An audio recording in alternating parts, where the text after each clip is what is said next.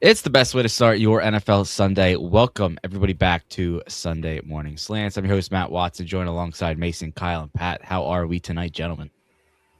Doing Pretty fantastic. good. So the season has come to a conclusion. The Seattle Seahawks are Super Bowl 60 champions. They defeated the New England Patriots 29-13 on Sunday. And I would just like to give everybody in here a round of applause. We, the Sunday Morning Slants crew, made it start to finish through an entire season without giving up. Big ups to you guys for sticking through it. Crazy. I think this is like episode 25, 26 of this Oh season. my God. We made it. I think that we had a better performance this year than Drake May did. Our schedule was harder. Our schedule was much harder. I would agree. Just trying to coordinate, one night a week. Hey, we had to work full-time jobs. You're damn right. Drake Mays has got to go out there for 60 minutes. Not even. So, yeah, the Seahawks, Super Bowl champions. Nobody saw that one coming at the start of the year. Nobody saw the Patriots playing them in the Super Bowl either, but I think it was one of the most dominating performances we've seen in just about a year in the Super Bowl. So, love to see that. But, Pat, I'm going to start with you tonight because you have been on the anti-Drake May agenda since the dawn of time, really. And you said just a week ago on this very podcast that Drake May was going to cost the New England Patriots the Super Bowl. Mm-hmm. You mentioned he was going to turn the ball over. You mentioned that they were going to get smacked. And so I would like to give you the floor to start tonight's episode. Just your overall reaction to probably the most enjoyable hate watch of your life. Yeah. And how it made you feel deep down inside. I never thought that I would enjoy a Super Bowl more than last year's Super Bowl. Sitting on the couch, watching the Eagles beat down the Chiefs, beat down Patrick Mahomes, who I have hated for a long time. I quite enjoyed that one, being up 34-0 in the third quarter. There were lots of great moments. It was just dominance from start to finish. But when I say that I might have been more engaged sitting on the couch watching this year's Super Bowl, I would not be exaggerating. I mean, we're talking like every single Drake May drop back where he just stood in the pocket for like 30 seconds. Like, I know everybody's talking about Will Campbell. I know everybody's making fun of Will Campbell and stuff. But to have a quarterback sit back there for like 10 seconds and then choreograph his exact pass and then take a sack and then fumble the ball and then scramble and not take care of the ball again, it was all of the classic Drake May-isms that I've come to know and love. Watching him over the years, he delivered in every possible way. I just sat there smiling the whole time. Every single time he got sacked, I'm jumping up from the couch. I'm screaming. It was just perfect. It was awesome. I mean, like, I couldn't have asked for more. The only thing I could have asked for more is to not allow him to stat pad his way into Super Bowl history. But at least he enters the conversation as the most insane stat patter in Super Bowl history with the most passing yards in a quarter, and it's the fourth quarter of a game where he's down like 29-0 at that point, right? At least if he's going to enter the history books, let it be that way. Let it be when the second stringers are in. Let it be when we've kind of let up the gas a little bit, let him hit some open guys over the middle. We're really just playing prevent. We're really just trying to prevent some touchdowns. So, I just, all said and done, it was exactly the performance I anticipated. I think I said 4 INTs, 4 fumbles. A guy can be optimistic, right? But I'll take 1 INT that was, I think I could put a better ball out there. And I'll take 2 fumbles, one of which cost them a touchdown over anything. That was just a phenomenal game. It was Drake May doing what Drake May does best. It was Drake Thomas right over my shoulder here, dominating Drake May just like he did when they were in college. And, couldn't have asked for anything better. Hope Drake May has a better year next year, maybe goes 0-17 instead. Just real happy that it was the perfect game for me. It'll go down in my memory forever. So appreciate the floor. Appreciate you fellas for sticking with me through all the Drake May hate. It paid. It paid, fellas. So yeah, I'll turn it over. Anybody else want to comment on a historically awful performance from Drake May? You can focus on anything you'd like to. Yeah, I'll jump in here because last week, right, I said that I thought Drake May would be the difference in this game, and I He was was. correct. I was correct. He was the difference, He was. but not in the way I thought. I wanted to believe the Seahawks were going to win, but deep down, I felt New England was going to pull it off. And even we were in the third quarter of that game, and I still felt like the Patriots had a chance. It was field goal after field goal, which Jason Myers was robbed of Super Bowl MVP. And it's not because I had a dollar to win 100. All right. He was robbed. Sure. He scored more points himself than the entire Patriots team, and yet nothing. Kenneth Walker had a great game, but he didn't find pay dirt, and in my opinion, that's more valuable. Regardless, there was a moment, and still in the third quarter, where I was like, all the Patriots have to do is put two drives together, and this thing flips on its head. And I do think that had they struck for a touchdown, I do think that would have kind of, I think the momentum would have flipped, and I think Seattle might have been reeling a little bit, like, oh shit, like they we've been down playing 12 lights with the out. ball, and then he had the fumble risky touchdown. Yes. Yeah. So that's the difference right there, because if they drive down the field and they score a touchdown, they're right back in the game, and now the Seahawks are kind of like, oh shit, like we gotta pick it up, because the Seahawks offense was playing just as poorly as the Patriots offense was.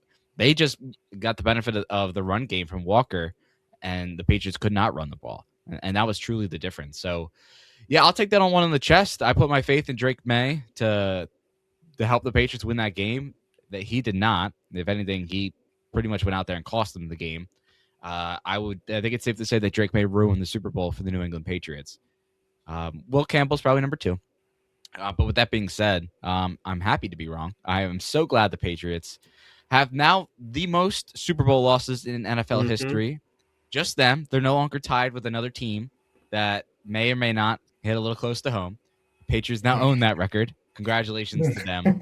They do not own the record for the most Super Bowls either. So shout out to the Steelers and the Niners for hanging in there another year. But yeah, what a game. What a game. Focus more on the guys that actually won the game instead of Drake May hate for the last 7 minutes. So I think Mike McDonald and Jesse Minter and this new age of defensive head coaches are going to be a problem, right? Because actually, Pat, I don't mean to rain on your parade, but Drake May and Sam Darnold both had the same time to throw, but Drake got sacked 6 times. So it's a football IQ thing. You saw Sam Darnold moving around that pocket. We have eyes. So I think what happened was Mike McDonald had a beautiful scheme that sort of threw Drake May for a loop, and he was looking for his first option. First option wasn't there, or was delayed coverage or something. And then he just panicked and then either took off, took a sack, or he was not having a good time back there. And then even when he was seeing the field and seeing people that were open, he was second guessing it, right? So they just had him in a blender all night. And all the rage over the last couple of seasons has been, offensive head coaches, young offensive head coaches, really starting with, I guess, Sean McVay all the way back in 2017, and then slowly but surely. You go down the list. Kellen Moore got hired. You got Nick Sirianni. No, don't even get me started on him. But Stefanski continually has a role, or Ben Johnson. So it's just like we've seen offensive head coaches kind of get priority over the defensive ones. But there's a couple now that are entering head coaching positions that are going to have offenses in hell. I think we saw it here. So it'll be interesting to see what these new voodoo magic defenses can do, and the Ravens on the same page as the Seahawks could be an issue, because Minter and McDonald came up in the Ravens together, so they probably have very similar mindsets and philosophies. So they could be a problem, and I think the league is going through another change that the Ravens and Seahawks. Actually, that's my Super Bowl prediction next year. Ravens, Seahawks. We're getting a throwdown of old Ravens proteges. Yeah, we're just going to throw that out there. Unless the Eagles make it. But if not the Eagles, then Ravens, Seahawks. Just got to throw that caveat in there. But yeah, then Sam Darnold. Prediction of what's his prediction? The Eagles Patriots running it next year for the third time, and the Eagles winning by 47 points, I believe. There you go. I think it would be 48. That was the real. Yeah, but Goodell was fuming, so there's no way they're letting any more bum teams in there. It's going to be Eagles, probably maybe Seahawks, Broncos. Ravens, Bills, Broncos, or Chiefs. Those are the only teams. Goodell is making a boss call. None of these feel good teams. No. Nope. Sorry, pal. Maybe put in a couple more years of 10-6, and then maybe we'll let you in. But no. Nope. No more shitters.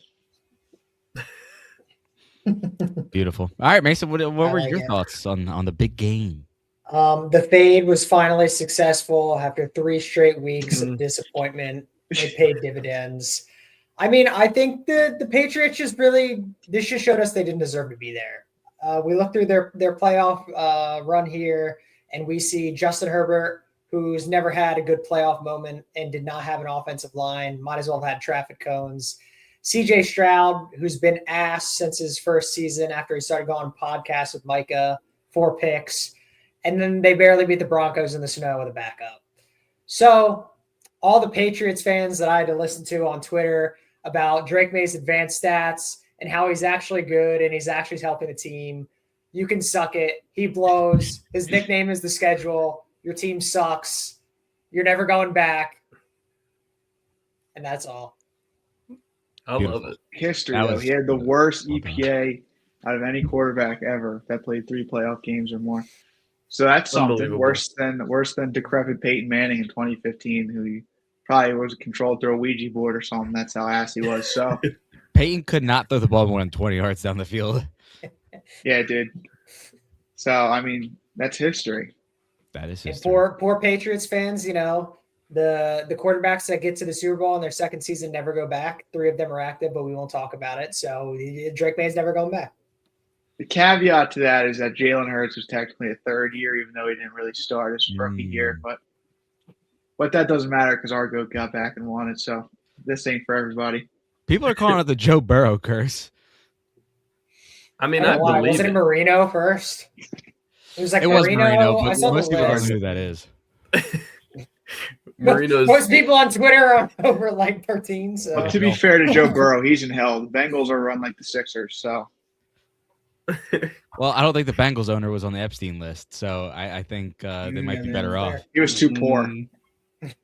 Yeah. Still making the players walk across the public roads to get to their practice facility. Well, he's the only one that's not a billionaire, so. Which is crazy. I don't know how you can run an NFL franchise and not be a billionaire. Bengals. I did not know that. That's crazy. Yeah. So. Gotta jack up those beer prices, I guess. Yeah, seriously. Yeah, then they sign their guys to guaranteed deals. Like Joe Burrow do more commercials. All right, yeah. So we kind of talked about Kenneth Walker won Super Bowl MVP, not Sam Darnold. We talked on the last episode about who we thought was going to win MVP. And I will say, my take on Christian Gonzalez locking down JSN came to fruition. He was on an island against JSN, and he didn't let up anything. And I know he got banged up. Oh, go ahead. That touchdown that he broke up was a bad throw. That should have been let upfield a little bit more. That would have been a touchdown. Gonzo would have been cooked. Didn't he also miss the one where he was wide open? That Shaheed play was crazy. That Shaheed play was crazy. He did miss the one where he was wide open, but I think that was just circumstance. That was a total breakdown. Yeah, like I think no one expected Sam Darnold to evade like 3 defenders. They thought his ass was going to be the dirt.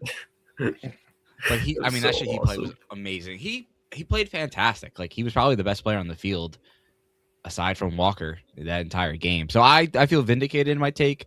It's not Christian Gonzalez's fault that he had Drake May as his quarterback, but he's gonna have to live and learn with that. So a shame for him. Defense was a dog. Their offense didn't have a first down for like 7 straight drives, and they were only down like 12. Yeah, they played amazing the entire postseason. Yeah, it felt like I was watching Eagles ball. I was like, wait a minute, I've seen this before. I see this every week. A couple of those plays look like they were out of Patullo's call sheet. I'm not gonna lie. They probably watched Patullo. They're like, oh, let's watch the Super Bowl champs this year. Let's see what they did. Let's see how they innovated, and they used all those concepts, and that's what you get. Screen pass 5 yards behind the ball better. Yes, no. So shout out to Gonzalez. I picked Christian Gonzalez. Obviously, didn't happen. Mason, you picked Sam Darnold, which I don't think he played a bad game by any means. I thought he was going to get it, honestly. I thought when Kenny didn't have a touchdown and realistically they weren't going to give it to a kicker, I thought they were just going to give it to Sam. But I'm glad that they didn't, because really he didn't have an outstanding game. And Kenny kind of set him up for all those field goals. And reason they won, but he's also not the reason they lost. So he game managed the Super Bowl, which honestly, for a guy like Darnold, I think that's an incredible win for him. Like, because he very easily could have went out slinging it and tried to make a name for himself, and he said, "You know what? No, we're gonna play, run the football, smash mouth defense, and we're gonna go get a ring." And I respect the hell out of that. He was a little dangerous there at the start. There was some tight window throws in that first quarter. We were like, oh. I swore it was going to turn. After that first quarter, I was about to live bet an anytime interception. In my mind, there's no way he wasn't throwing one.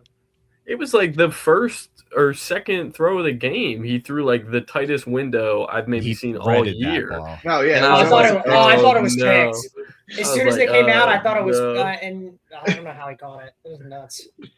It was just ethical football from him, like through and through the whole day. Like he did get a little lucky though. Like when he was about to get sacked, he freaking chucked it right into his lineman's helmet. Yeah, and it went flying. Yeah, dude, if that went straight up, that would have been 6 the other way.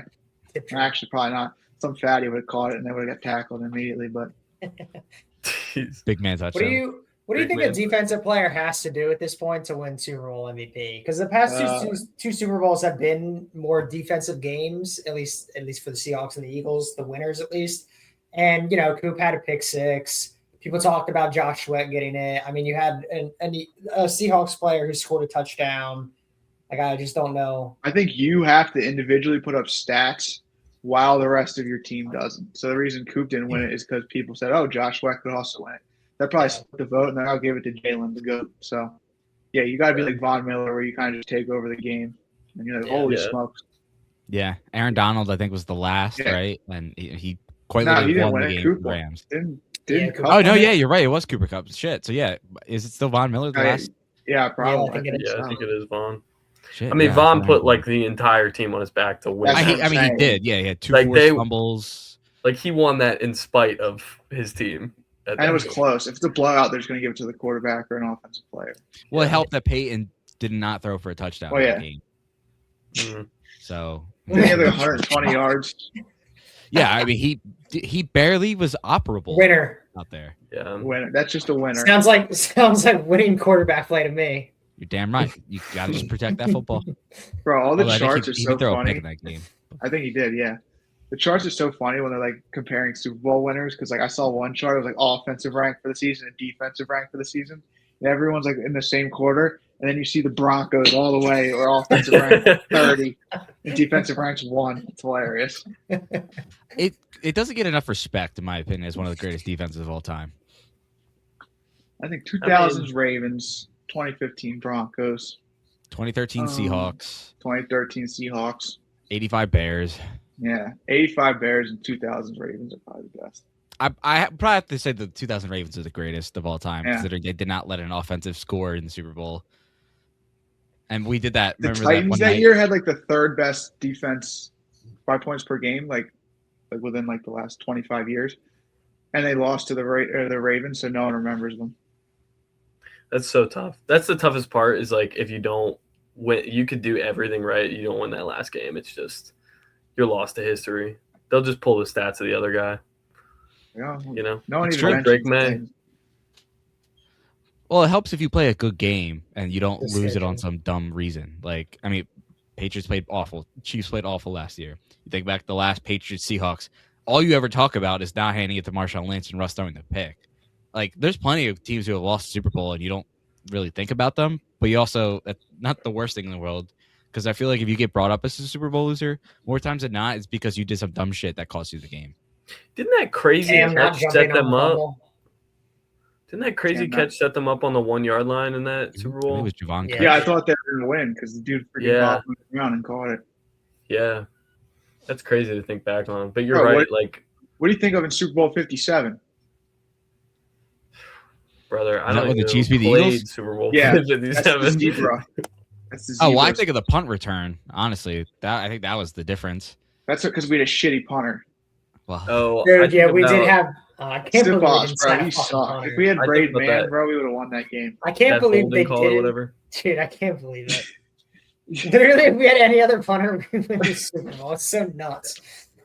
Hey, punters are important, man. If Gannon wasn't Dude, freaking Seahawks worried about the punter, Cardinals, How many that Dude, guy was down a balls did he have beast. within like the 5? yeah, There punt were at dot Michael least Dixon. 3, I'm pretty sure. Dude, he Like, dropped shit. one, not even out of bounds, just stopped dead right on the 2. dude, Like, holy he should have. shit. Like, honestly, I wanted him to be MVP. That was insane. Special teams. They should have just said Seahawks special teams. Like the field position battle. I mean, that's unbelievable. That's real football right there. Brady couldn't I push love the ball down that. the They field. kept saying Now it it's on the like 98 yards. broadcast. They kept talking about it on the broadcast. They were like, "You must love this game. This is a special teams battle." I don't know which one of them. Tarico loves special teams. Tarico loves Smash Mouth football. Shout out to Mike Tarico for calling his first Super Bowl too, by the way. Shout out Now with here's Chris Collins. NBC with a perfect score bug. They didn't go like Fox did last year with some crazy ass tech. bullshit. Ruined Yeah. my fucking night. Dude, if we lost that Super Bowl, it would have been the worst night of my life with that score bug. Now, if you ever watch it back, you have to watch it with that score bug, though. Nah, I'm They just gonna they like should front go tap and- the screen. Yeah. Not a bad. I won't know idea. what the score of the time is. Do you think there's somebody out there that can identify all the Super Bowls based on the score bug? Well, I guess you would have the teams, so never If mind. anybody could do it, it's Ethan. Score bug? Yeah, I mean, Ethan could definitely do it. Ethan could like name. Who did he name the other day? Like a random backup quarterback from some random Super Bowl that nobody's ever heard of. I don't remember. Yeah, who it I I don't was. know know. what you're talking. I know what you're I talking know what about. you're talking about. Dude's a but- beast. So yeah, so this perfectly segues to what we'll do to kind of cap this off. So the off season's coming up.